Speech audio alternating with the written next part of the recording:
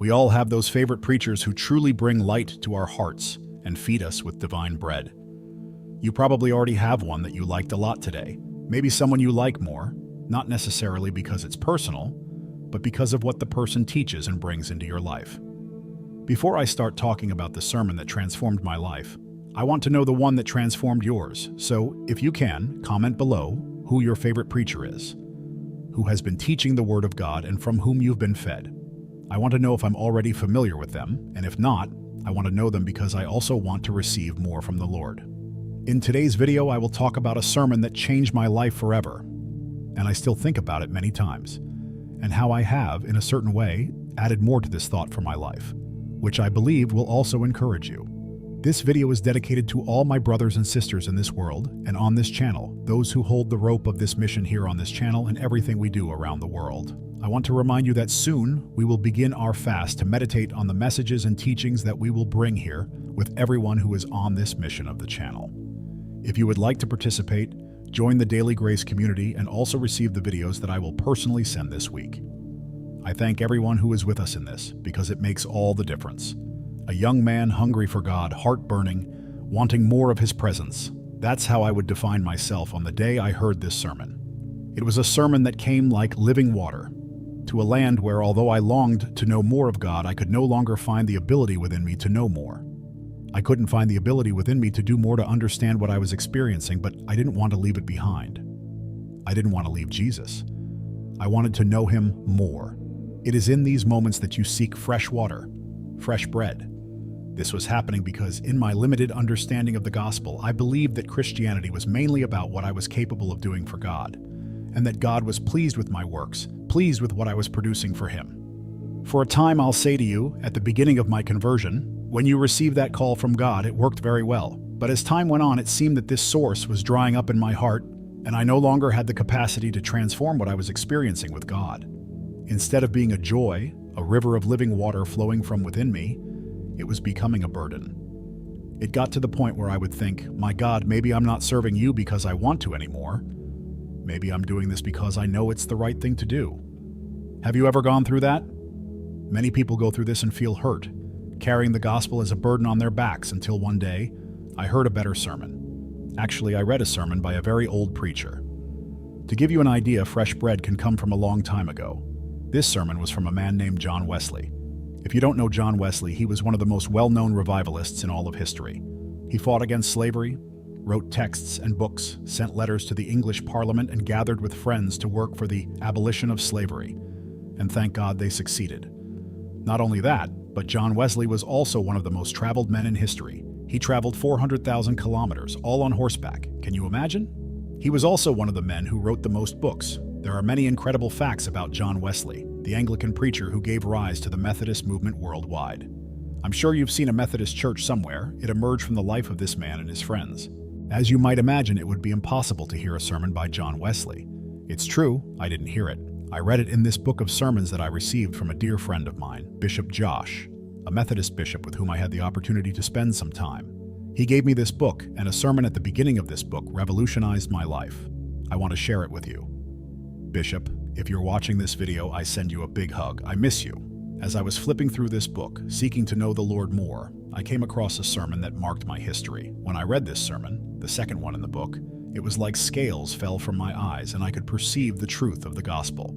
This sermon is called The Almost Christian. You can imagine what an almost Christian is. John Wesley was preaching, probably to a large crowd in a field, telling them that it was not enough to be honest, to be truthful, to be generous, to be an exemplary religious person, to be calm and tempered, or even to be devout in your spiritual practices. It was not enough to go to church, nor even to be sincere. None of these things would make you a Christian. In fact, all these things make you an almost Christian. You might ask, how is this possible? That's a question that John Wesley himself posed to the people who heard him, and I'm sure he asked it to himself first because that's how sermons are born. God speaks to us. How many times have I preached to myself while standing before so many people? And Wesley said in his text, "Forgive me if I share personal experiences here, but what I have to say is true. You can do all these things. Be honest, sincere, an exemplary religious person.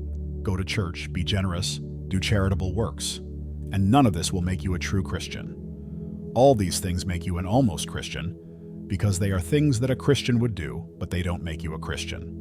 It sounds crazy, doesn't it? I couldn't believe it because at that exact moment I was doing all these things that I thought would make me a Christian. I was reading the Bible, going on missionary trips, being generous, preaching the gospel, doing everything I could, avoiding sin, seeking to live in holiness.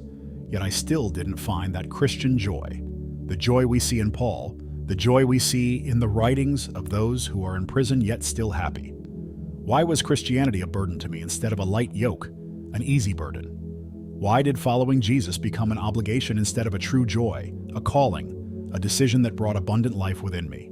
And John Wesley continued his sermon saying that what makes you a Christian is not what you do, but why you do what you do. What makes you a true Christian is doing all these things because you love God. The feeling, the truth, the life that leads you to do all this should not just be the obligation to do it, but doing it because you love. And it is truly a heart burning with love that moves you.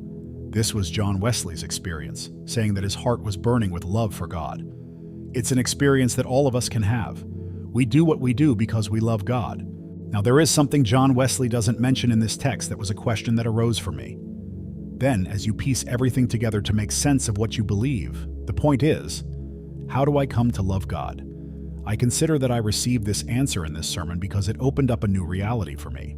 A Christian is not a Christian because of what they do, but because of why they do what they do. As Paul says in the famous passage from Corinthians, if there is no love, all your actions are meaningless. You can do everything, but if there is no love, it is worthless. Now, the question is not just love, but what kind of love you have. Why do we do what we do? Do we do it out of love for honor? Do we do it out of love for people? Or do we do it out of love for God? This is the Christian sentiment, everything. We live life out of love for God. Augustine said, "He loves too little who loves any other creature without loving it for thy sake." In other words, we love because we love God. I live because I love God. I preach the gospel because I love God. This is the source, the reason for my existence, because I love God. Now, how do I come to love God? John answers in 1 John 4:19, saying, "We love him because he first loved us." I will only live a real Christian life the day I love God, and I will only love God the day I am loved by him. I was trying to prove how much I love the Lord, but in reality I should have been drinking from the fountain of his love, because the gospel is not about what I do for God, but about what God did for me. And through the truth of the cross, the gospel of Christ, I can live, because that love conquers me.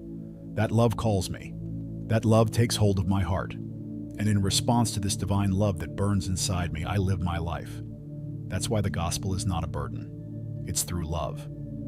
Through God's love for me, I love God and I do all these things. If I'm doing all this without loving God, I'm doing it in vain. That's what Paul says to the Corinthians. But if I do it because I love God, then I am truly living. But I will never love God without first being loved by him. That's why so often I try to remind you of the gospel here on this channel, because the gospel is about what God did for you, not what you do for him. If God loved you, you are capable of loving him. But maybe you haven't been able to receive this love. So today I invite you to meditate on the cross. The cross is the greatest sermon of all. It's what God did for us. Listen to that cross. Listen to God's love.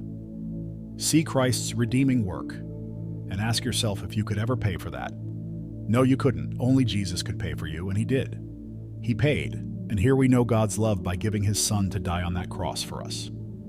And he died, and the love of Jesus was poured out on us. Through God's love, we love him. And in loving God, we do all of this in a way that is alive, that is real, okay? Tell me, what is the sermon that changed your life? And I want to say to you that Christ is alive. Christ lives.